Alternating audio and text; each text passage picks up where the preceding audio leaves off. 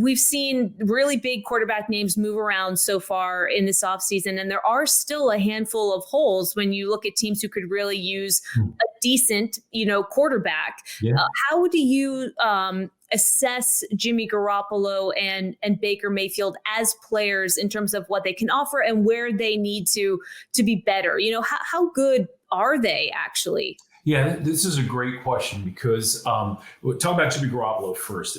His situation and circumstance is going to be interesting, right? He just had this surgery.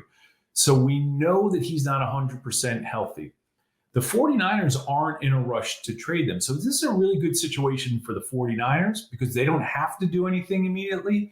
And then for Jimmy Garoppolo, he has time to heal.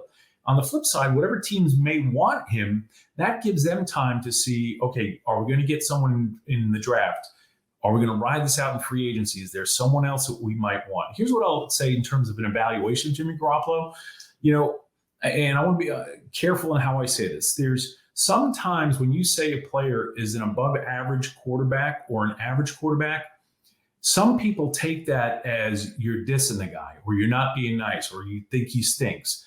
And that's where I think a lot of this gets very misguided, because if you're an average or an average above average quarterback, you're still a world-class athlete. There's only 32 of those people in the world.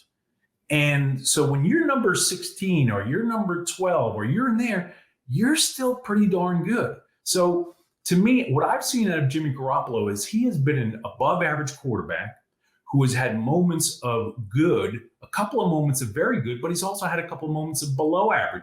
So to me, there's this very small group of quarterbacks that are elite. They're rare. They are complete, total, absolute difference makers.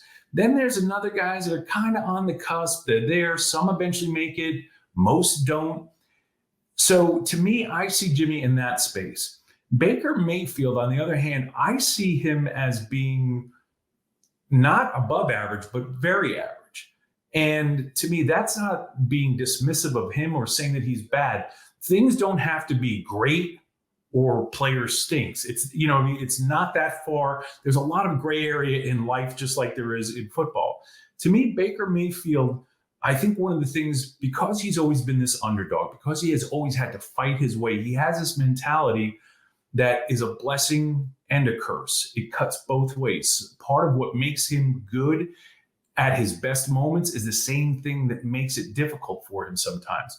I think he needs to understand a little bit more of what he is without losing the edge, because once I think he realizes what he is and who he is, he could maybe be a little bit more respectful to some of the people around him. And when things don't go well, he doesn't have to bear all the burden himself, but he also doesn't have to be as rough on some of his teammates publicly and privately and or his coaches that he is. So to me, I'm not sure where either one of those guys will end up, but I think it's going to be a little while before we find out about Jimmy Garoppolo until he's healthy.